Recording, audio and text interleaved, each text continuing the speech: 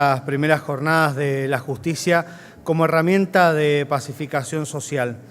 Previamente a darle la palabra al doctor Enrique Zuleta Puseiro, que nos hablará del derecho y las nuevas formas del conflicto social. Queremos invitarlos a todos a seguir, porque estas jornadas se van a extender durante toda la jornada del día de hoy y el día de mañana también con importantes ponencias. Aparte de la del doctor Zuleta Puseiro, vamos a hablar de temas como el rol de los jueces en una nueva era jurídica, la conciliación laboral, oralidad y gestión, resolución de conflictos laborales, ámbito judicial y extrajudicial, justicia y paz social, móvil judicial y lenguaje claro, pequeñas causas, presente y futuro de los medios adecuados de resolución de conflictos, la justicia comunitaria en América y construcción de legitimidad en el sistema judicial, las provincias argentinas, vanguardia de la transformación de los sistemas judiciales y el conflicto familiar. Todos estos son los temas que vamos a estar abordando en estos 2 días de jornada de trabajo en la justicia como herramienta de pacificación social. Ahora sí, sin más preámbulos, vamos a presentar a quien es nuestro actual expositor, el doctor Enrique Zuleta Puseiro. Él es profesor titular de las cátedras de Teoría General del Derecho y de Sociología de la Facultad de Derecho de la Universidad de Buenos Aires y director del Departamento de Filosofía del Derecho en la mencionada universidad. Es académico de honor en la Real Academia de Legislación y Jurisprudencia de España y miembro del American Law Institute. Preside la Fundación de Investigaciones Económicas y Sociales, institución privada especializada en estudios territoriales y la consultora especializada en investigaciones sociales aplicadas. Sin más preámbulos, invitamos ahora sí al doctor Zuleta Puseiro a dar su ponencia.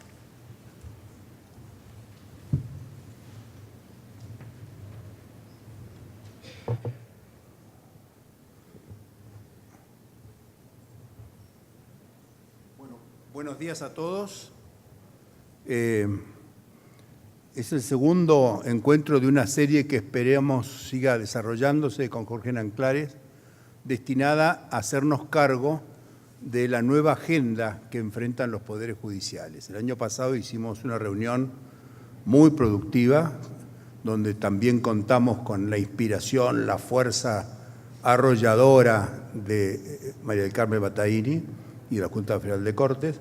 El año pasado fue dedicado a innovación y derecho, que es una gran agenda que poco a poco irá ocupando el centro de las agendas públicas, no solo de la justicia, sino de los restos de los poderes.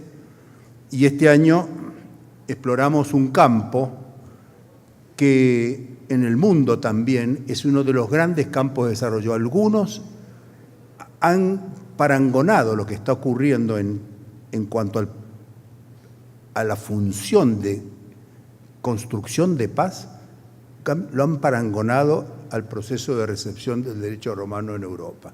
El nacimiento de lo que los italianos llaman l'altra giustizia, la otra justicia, que es superando los condicionamientos del poder judicial pensado de lo que fueron los estados soberanos nacionales, en el marco de la globalización y en el marco de la emergencia de una cantidad de fenómenos nuevos. Yo voy a referirme a un tipo de fenómenos que son los relativos al conflicto, hay otros también, ¿no es cierto? Se va generando un nuevo papel del derecho. Hace 3 años el Banco Mundial sorprendió a toda la comunidad especializada dedicando su reporte anual, lo comentamos acá en la reunión del año pasado, el World Report, que es una especie de Biblia del desarrollo, normalmente dedicado a los problemas de la pobreza, los mercados, todos los puntos de conflicto de la economía, dedicado al tema Governance and the Law, la gobernanza y el derecho. Y en la introducción, el Banco Mundial dice, hemos tratado de explicar las causas de la pobreza, de los desequilibrios económicos, las dificultades para abordar el desarrollo, y no hemos encontrado soluciones. ¿No será hora que nos ocupemos del derecho? Nunca nos ocupamos del derecho.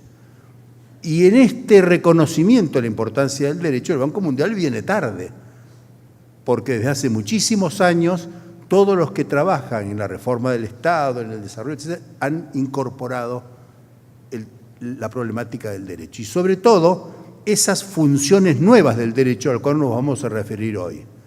Porque frente a la idea tradicional del Estado de Derecho, donde el derecho es una herramienta de conflicto social, de garantía de los intercambios, de definición de los límites entre lo prohibido, lo permitido, lo obligado, etcétera, frente a las funciones del derecho como mecanismo de control social, hay otras funciones, que es la que tuvo el derecho en las sociedades humanas desde siempre, que son la cooperación, el compromiso, la certificación de los compromisos y sobre todo el derecho como forma de motivación y de creación de nuevas identidades. Entonces me parece que esto es lo que avala que en estas jornadas nos dediquemos a esas otras funciones del derecho, en los cuales los jueces, superando una primera actitud reactiva, porque fueron a los nuevos métodos de resolución de controversias ahogados por una cantidad de fenómenos que no podían soportar, años 60 en Estados Unidos y toda Europa, fueron allí por necesidad, no por virtud. Hoy los jueces se han familiarizado y son la punta de lanza del Poder Judicial de la generación de estas nuevas funciones que van a cambiar seguramente la relación entre el derecho y la sociedad. Ya lo han cambiado en muchos países. Más del 80% de la materia penal en Estados Unidos se resuelve por conciliación y cerca del 90-95% de las grandes causas comerciales en Europa se sustancian por arbitraje. Y este cambio es un cambio muy poco estudiado porque hay pocas estadísticas. Los abogados no les gusta esto, muy pocos abogados, porque la verdad de las cosas juega la reacción de la colectividad o la comunidad de los juristas frente a estos nuevos fenómenos, que requieren otro tipo de abogados, otro tipo de jueces, con una formación humanística muy profunda, con una capacidad y capacidades y destrezas muchísimo más amplias que la formación jurídica tradicional. Así que aquí estamos. Me felicito nuevamente de haber tenido a Jorge y Mari Carmen en la introducción, que me han ahorrado muchísimas cosas que voy a decir. Yo voy a referirme a un aspecto que para algunos de ustedes será inquietante, que es el marco en que se desempeña la función de los jueces y del Poder Judicial. Ese marco ha cambiado profundamente y hay fenómenos de convergencias y de divergencias. El derecho frente a eso tiene fortalezas, tiene debilidades, tiene oportunidades y tiene amenazas. Vamos a repasar esa agenda. Esta mañana me quedé muy impresionado, no sé si ustedes han podido ver los diarios, por lo menos los de Buenos Aires, hay fotos, tapas, superó a todo, al dólar, no hay nada más importante del episodio que ocurrió ayer en Comodoro Rivadavia, donde la comunidad linchó a un hombre, y están las fotos del hombre muerto en la calle, destrozado por la gente, a quien se acusaba que su hijo había abusado de otro chico. El hombre fue destrozado, linchado auténticamente de la forma más salvaje que uno se puede imaginar, en las calles de Comodoro Rivadavia. No hubo policías, no hubo fiscales, no hubo jueces y seguramente hubo la secreta satisfacción de ciertos sectores que les parece que es hora de que alguien empiece a marcar los límites. A la noche, el chico acusado del abuso, llorando todavía la muerte de su padre, fue liberado porque no tenía nada que ver con eso. Les pongo ese ejemplo para decirles que lean los diarios con cuidado. Eso está ocurriendo. Son sociedades que están viviendo una situación que Luigi Ferrajoli califica muy bien de poderes salvajes. ¿Qué es el salvajismo del poder? Cuando el poder pierde todos los poderes, los económicos, los sociales, los culturales, el espionaje, pierden la noción de la ley, entran en un estado de salvajismo, porque es la noción de la ley y la referencia a la ley lo único que puede civilizar a los poderes. Poder es el de ese populacho, vamos a llamarlo al estilo revolucionario, que ayer masacró a un hombre porque creían que su hijo había abusado de otro chico. Y la verdad es que la pérdida de la referencia a la ley produce ese salvajismo del poder. Vivimos una época de poderes salvajes, donde se va hasta donde se puede, hasta donde te para el otro poder. Homo homini lupus. Vamos hacia una recuperación de Hobbes. Es muy interesante leer los grandes profetas actuales, el Papa Francisco principalmente, que es uno de los grandes profetas indiscutidos en el mundo de hoy. Y todo el pensamiento sociológico está transitando la preocupación por esto que está ocurriendo. Porque lo que vivimos es una revolución. Y esa es una revolución de la demanda. Las revoluciones siempre fueron desde la oferta. La utopía, la ideología, la propuesta, el candidato, el partido, la plataforma. Se formulaba una propuesta y la sociedad, que se suponía bárbara y desorientada, se iba orientando en función de esta propuesta. El revolucionario era el que ofrecía. Hoy la revolución viene desde la demanda. Y la oferta, las plataformas, los políticos, los profesores, los jueces, van siguiendo esa demanda. A veces de una manera primitiva, viendo las manifestaciones de la demanda, lo que pasó ayer en Comodoro, o las encuestas, muchas formas de manifestar de eso, pero la mezcla de poderes salvajes, revolución desde la demanda, genera una nueva era, que es la era de la polarización, de la crispación. No entendemos la sociedad hasta que no la vemos crispada, hasta que no la vemos bipolarizada. No entiendo el tema electoral hasta que no vea Mauricio o Cristina, si no, no entiendo nada.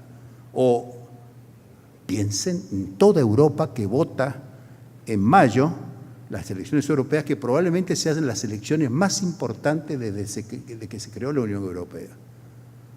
Y por lo que vemos, si googlean los diarios, los partidos nacional populistas llevan ventajas amplias en todos los países. A veces separados y no amenazan la hegemonía del que está, pero unidos están todos arriba del 60%. Y la demanda lleva, ante todo, un tema, el no Europa, Brexit. ¿Va a prosperar esto o no va a prosperar? En mayo son las elecciones. Este es el clima que vivimos. Revolución desde la demanda, poderes salvajes, polarización, crispación, la crisis de la legalidad. La gente no confía en las leyes, no cree en las leyes. Aquí y en la China, no hay ningún lugar. Lo que pasa es que en la China te matan,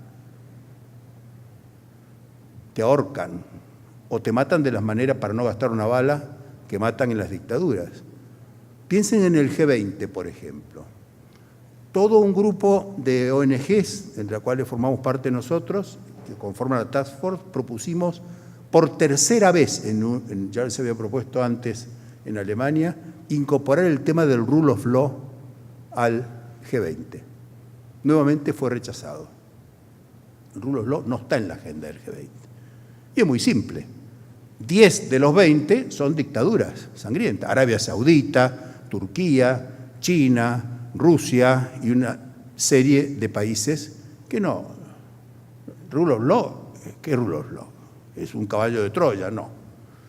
Y de los otros 10, 5 son países que están en estado de emergencia. Ahí meto al Brexit, a Inglaterra, meto a Estados Unidos de Trump, meto a Bolsonaro, meto a López Obrador, meto incluso a muchos países europeos, sobre Europa del Este, que están allí y que están en una situación de esa característica. ¿Y quiénes son los 5 que quedan? Bueno, queda Alemania, más o menos, queda Francia, queda la Unión Europea como conjunto. Entonces ahí no se discuten esos temas. Miren que sería importante en el G20 discutir la seguridad jurídica. No es un tema del G20. Los temas son los temas de informática, de los mercados y de a dónde vamos, el fin del trabajo, que ocupa casi el 90% de las agendas. Porque lo otro que está viendo es un reclamo muy fuerte de institucionalidad. La gente quiere instituciones. Y eso le plantea a la justicia una problemática muy importante. Casi todos los puntos de ruptura entre el pasado y el futuro, ya vamos a ver cuáles son, están judicializados. Todos los temas que se podrían resolver por consensos, acuerdos generales, como el que proponía Mari Carmen, ponerse todos los sectores a conversar de esto, están siendo resueltos judicialmente. Se resuelve el fútbol, el amor, la territorialidad, los inmigrantes. No hay acuerdos, ni puede haber acuerdos, no esperen acuerdos. ¿Y por qué no los esperen? Porque nadie representa a nadie. Entonces, si vamos a sentar en una mesa al peronismo, ¿cuál de los 7 peronismos? Al radicalismo, ¿cuál de los 5 radicalismos? A los empresarios, ¿cuál de las 8 centrales sindicales? Ni hablemos, perdón, empresarias. Aquí y en el mundo no me pueden mencionar ni un solo caso de acuerdo general. Las Moncloas fueron propias de los años 70. En este momento no hay Moncloa porque nadie representa a nadie. Si está alguno acá en el gobierno, sabe que convocás esa mesa, vienen todos y a lo que vienen es a la salida poder agarrar los micrófonos de los medios y decir de qué manera rechazan todo acuerdo, etc. Entonces, esto es la condición. Y esto no es ni bueno ni malo desde cierto punto de vista. Es malo para la salud de un orden político, pero la verdad de las cosas son las condiciones en las cuales tenemos desde el Poder Judicial que operar la construcción de espacios de paz. Esto plantea desafíos estratégicos, que voy a referir ahora, que es el centro de la presentación, desafíos instrumentales, porque una cosa es decir a dónde hay que ir y es cómo vamos. Es muy fácil decir, bueno, tenemos que ser buenos y benevolentes y equitativos y tenemos que bla, bla, bla. El problema es cómo. Si no, las propuestas, por valiosas que sean, son cartas a los Reyes Magos. Entonces, el cómo es tan importante a veces como el qué. Y esto plantea un tema que yo voy a tocar también, que es el del liderazgo de los jueces. Son los héroes epónimos de la época contemporánea, lo hemos hablado muchas veces eso, el lugar que ocupaban los grandes líderes fundamentales como los de Gaulle, los Stalin, Lenin, Perón, Vargas, está ocupado por gente muy humilde en su actitud, muy atenida a las condiciones que maneja, y son los jueces. Los jueces van a definir si algo funciona o no funciona. La última palabra la van a tener los jueces, no porque sean los más importantes, los más inteligentes, los más carismáticos, simplemente, como decía un juez norteamericano hace muchos años, simplemente porque son los últimos. Entonces, ellos son los que van a decidir. Esta es la agenda, que es agenda dinámica, y déjenme pasar rápidamente.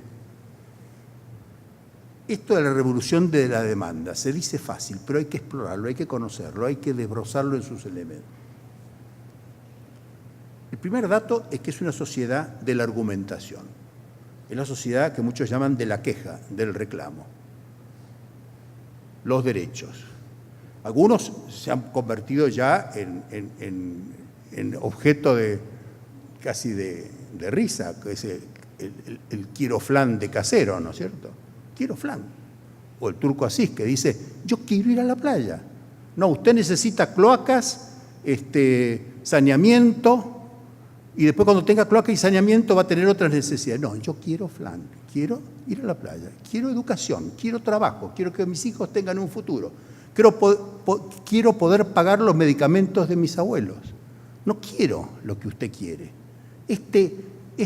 Vamos a decir, esta grieta, como se dice ahora, entre la oferta y la demanda es universal. Y ahí viene la crisis de legitimidad, Jorge, porque voy a decir, bueno, no aceptamos la crisis de legitimidad. Seguramente Rosenkranz, que es un hombre muy estructurado, es un filósofo analítico, no pudo entrar en eso. Pero la crisis de legitimidad no es la legitimidad de origen de los títulos, tampoco es la legitimidad de resultados, la justificación por lo que hago, que la historia me absolverá. Esto es desprolijo, pero yo voy a generar un cambio y ese cambio va a cambiar las condiciones. Tampoco es esa legitimidad. Son otras legitimidades que son fuertísimas, son determinantes. La legitimidad de proximidad. La proximidad entre el que decide, argumenta y el que recibe y participa de eso es fundamental. Esa relación de proximidad es o no es, por más que la pregones y trates de vender, la gente se siente o no cerca de los jueces. Y no se siente cerca de los jueces. Y eso no se resuelve acercándose a la gente, se resuelve con una estrategia mucho más compleja. Otra legitimidad es la empatía. La empatía hemos hablado alguna vez, el año pasado le dediqué bastante. Para decirlo rápido, porque no quiero entrar en definiciones. ¿Qué es empatía? La gente cansada cansa. La gente harta, harta. La gente desorientada, desorienta. La gente entusiasmada, entusiasma. Y si los operadores y los que toman decisiones están cansados, confundidos, asustados, transmiten eso a quien los ve y a quien los escucha. No hay otra, y eso es legitimidad también. Hay otra legitimidad que es la legitimidad más complicada, que es la legitimidad simbólica. Muy bien, legitimidad de origen, de acuerdo, legitimidad de ejercicio, de acuerdo, legitimidad de proximidad, de acuerdo, legitimidad la empatía, de acuerdo, comparto todo. Pero ¿sabe qué? No me cierra. ¿Cómo que no te cierra? No me cierra, no me cierra. No sé, algo pasa, no sé. Huelo algo, sospecho, la sociedad de la sospecha. Entonces, todo esto envuelve al Poder Judicial. A pesar de que no conozco esfuerzos de la calidad, la cantidad y la profundidad que hace el Poder Judicial vis a vis los otros. Si ustedes miran, y Mari Carmen les va a explicar esto, y ella tenía que hablar más cosas, pero habló poco, lo que está haciendo el Poder Judicial hoy, en capacitación, en desarrollo tecnológico, en todas las dimensiones que se están haciendo. No lo ha hecho el Poder Legislativo, qué esperanza. El Poder Ejecutivo, los gobernadores siguen siendo lo que fueron siempre.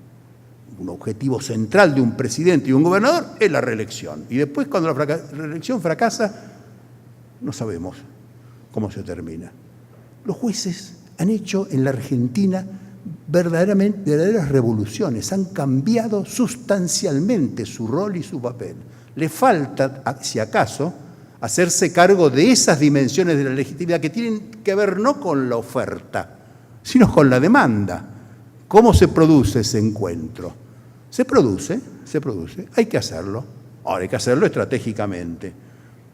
¿Por qué? Porque la sociedad tiene una ética de náufragos como la que tiene la política.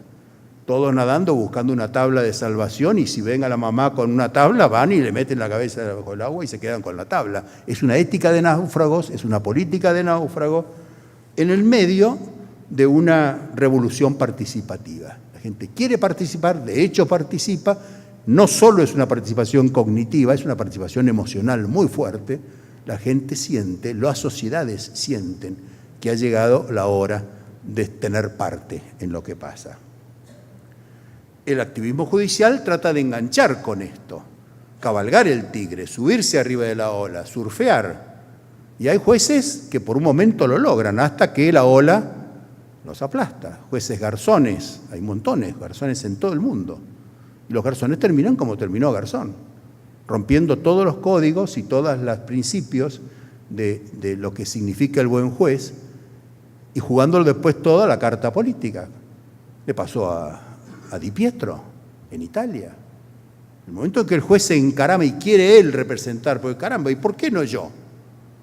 No, vos no. Precisamente vos no. Sos la única esperanza que tenemos que esto funcione institucionalmente. No te lo vamos a aceptar. El juez Moro es el ejemplo típico. El juez Moro, en el momento cero de Bolsonaro, asumió el ministerio. Habrán visto, y si no véanlo, el paquete de leyes que ha mandado el juez Moro al Congreso. Las mismas leyes de casi toda América Latina. Bueno, eso le va a costar al juez Moro muchísimo. Él quiere ser presidente, como muchos jueces que quieren eso, pero me parece que es cuando el activismo judicial ignora que el self-restraint, la autorrestricción, es la base de la fortaleza de los poderes judiciales. Si ustedes tienen un poder judicial como el norteamericano federal, porque los locales son como esto que estoy describiendo, van a ver que la clave de todo es el self-restraint, la noción de los límites y desde la autoridad moral que te da la noción de los límites, la capacidad para imponer esos límites al resto de los poderes, que están en estado de salvajismo, no del Estado, los poderes sociales, los poderes materiales, los poderes fácticos. Se judicializa la vida social, se politiza la justicia. No voy a entrar en el detalle de qué fuerzas están en el PowerPoint, después para que se lo regale la maestría o la corte, qué factores económicos, sociales, políticos están operando. Lo paso por encima. Para ir a los puntos de ruptura, que es donde está la discusión. la corrupción, el debate sobre la última palabra, que es el debate sobre quién es el presidente, es el Congreso, el presidente con su decreto de necesidad de urgencia es el Congreso, son los jueces. Ese es un debate abierto en todas las democracias del mundo. Esto lleva a una crisis de la división de poderes y esta involución populista de la representación. El nacionalpopulismo es sin duda la forma fundamental que están tomando las democracias actuales. Ese populismo ha llegado para quedarse. Todos los libros, estudios, surveys, mapas que hay sobre el populismo, hay decenas, coinciden en eso. Este no es un fenómeno esporádico que tenga que ver con ciertos factores de criterio. Es algo que viene muy profundamente imbricado en la cultura política de los rusos, de los norteamericanos. Cuando usted le pregunta a un norteamericano, ¿y qué es la democracia? ¿Qué contesta? Es el gobierno del pueblo, para el pueblo y por el pueblo. Abraham Lincoln. Eso es lo que piensa un norteamericano. Por eso cuando a alguien le toca esa vena, ahí viene la reacción. Y ahí está Trump. Al que no vio, es obligatorio ver en Netflix la serie Trotsky. Obligatoria. Es magnífica, una serie rusa, que refleja la visión de la revolución desde Putin, que es, como todo el mundo sabe, quien financia casi todos los movimientos populistas europeos, cuyo objetivo fundamental es ponerle un freno a Europa. Entonces me parece que esto pone en crisis el dogma de la pirámide jurídica, que es la forma mentis que tenemos los abogados y los juristas, la Constitución, las leyes, los decretos, los fenómenos horizontales y verticales, la legitimación, la efectividad, la vigencia, la validez. ¿Dónde está la norma de reconocimiento? ¿Qué norma de reconocimiento? ¿Quién nos dice qué es derecho y qué no es derecho? Es muy difícil, es muy difuso. No digo que no haya normas de reconocimiento, como decía Hart. Simplemente les digo que es un problema que no tiene hoy una solución fácil. En este mundo de poderes devocados, en este mundo de estructuras de autoridad que superan al Estado, les conté el G20, pero podemos hablar de todas las que quieran. ¿Cómo se administra entonces la incertidumbre bajo estas condiciones? Insisto en algo que dije al principio. Las nuevas funciones del derecho son hoy funciones claves. Lo que nos convoca hoy es explorar estas nuevas funciones, el derecho como un instrumento para el consenso, para la concertación, para la cooperación, al lado de las funciones tradicionales. Es un factor de control social, es un instrumento disciplinario, es la medida de nuestros derechos y obligaciones, es una herramienta de resolución de conflictos, es el ejercicio del monopolio público de la coacción. Al lado de todo eso, no después de todo eso, es lo que nos tiene que ocupar. Es lo que están hoy los jueces en todo el mundo funcionando. Debemos repensar estratégicamente la justicia, y esto implica abandonar, lo dijo muy bien Mari Carmen, abandonar visiones reactivas. Esta idea defensiva. Viene un cambio, viene ese animal, no lo conozco. Y el rinoceronte viene a 100 kilómetros por hora. No conozco ese animal, no lo veo, no lo puedo tipificar, no sé. La Constitución no dice nada, los códigos tampoco. No es un animal, no sé qué es. No, es un animal. Son poderes salvajes, son poderes en estado de animalidad.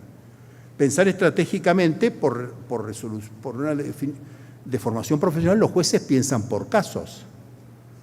Entonces están entrenados para resolver casos. No les voy a repetir el esquema de razonamiento judicial, pero resuelven por casos. Les cuesta pensar estratégicamente. ¿Qué es pensar estratégicamente?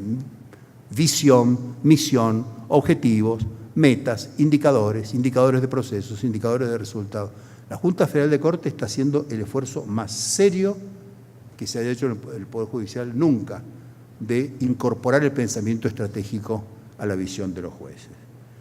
Y esto quiere decir que desde esta perspectiva podrán asumir la función gubernativa, podrán con autoridad moral asumir también la misión crítica que tiene el derecho y que tiene la justicia, siempre la tuvo, de tomar distancia de los fenómenos, de enfrentarse al poder, de redefinir las reglas de juego que no funcionan. Y sobre todo, desde esa perspectiva, podrán conjugar la gran demanda que la sociedad plantea, que es la independencia del Poder Judicial. ¿Independencia respecto de qué? Independencia política, independencia intelectual, independencia de sus pasiones, independencia de los poderes económicos, son muchas cosas. Ese tema solo se puede plantear y resolver desde una visión estratégica de la justicia. Yo creo que esto, y voy a terminar ahora, en el caso de las sociedades como la nuestra, que es exactamente igual que el resto, no veo ningún tema que ocurre en la Argentina que no esté ocurriendo en todas las democracias, ver Inglaterra, ver Estados Unidos. El Poder Judicial tiene una fortaleza, la democracia está consolidada, hay una convergencia en las demandas sociales, hay una demanda muy fuerte, pero en realidad nunca tantos argentinos quisieron tantas cosas en común como ahora. La grieta es de los dirigentes, pero en la gente, ustedes si miran esas demandas, son todas muy parecidas. Emerge la sociedad civil, lo sabemos los jueces porque tenemos contacto con la sociedad civil, no los tiene el Poder Legislativo y menos el Poder Ejecutivo. Hay un desbloqueo ideológico y hay una nueva cultura de gobierno. La gente no acepta así como así resoluciones que no sean razonables. Si yo le voy a dar una vivienda digna contemplando el derecho de una persona, eso no soluciona nada y desprestigia a los que toman esas decisiones porque tienen que responder y cómo y quién lo paga. Si yo te doy el 50% de incremento en la UH, me tendrás que explicar quién la va a pagar, porque es el supuesto que lo vamos a pagar entre todos. Entonces, esto es una nueva cultura económica que no es solo en la Argentina, en todo el mundo muy importante. Ahora, ¿qué tiene el Poder Judicial frente a esto? Ciertas debilidades a superar. Hay barreras al pensamiento estratégico. A muchos jueces les cuesta pensar estratégicamente.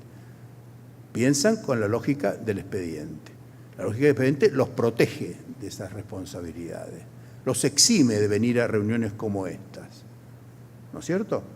El aislamiento social, al cual se han referido, que tiene mucho que ver con el proceso de quiebra de la relación de empatía, la crisis de los diagnósticos y de los modelos recibidos. Es muy difícil reflejarnos en la teoría pura de la República que hizo grandes a las democracias occidentales. Hay una revolución desde la demanda, hay una gran insatisfacción. La gente no cree en las leyes porque las leyes son increíbles.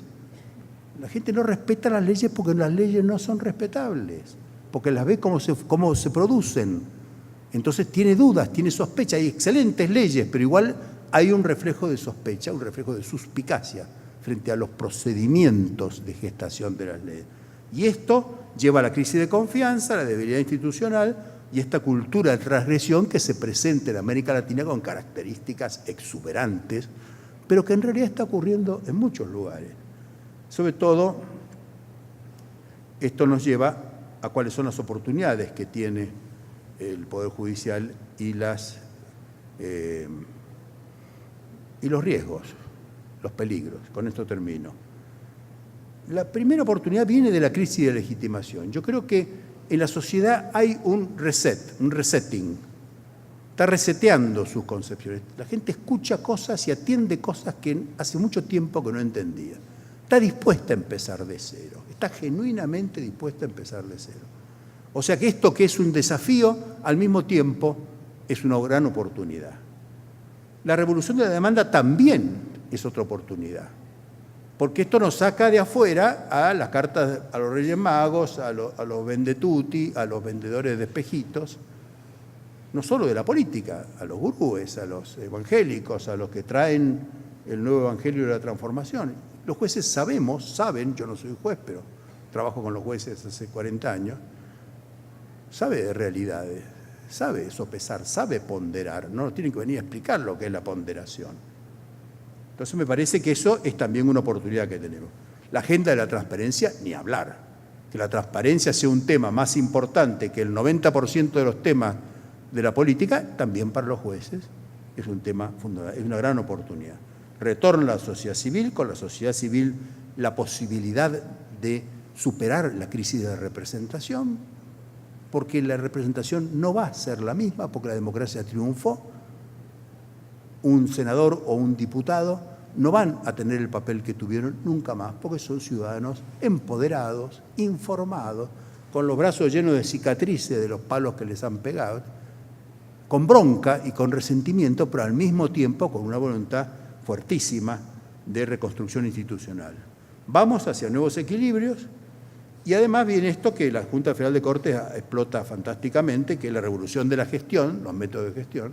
La gestión es un descubrimiento en el mundo. No era un tema que se les aplicara a los jueces. No se les enseñaba gestión, no se les exigía gestión, no se les monitoreaba la gestión. Hoy el juez tal vez es el que más exigido está en materia de gestión.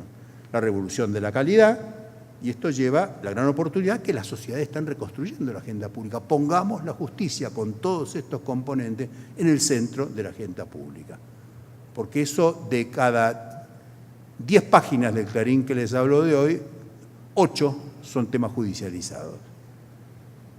Las amenazas, y cierro, la desconstitucionalización. Las constituciones se han evaporado.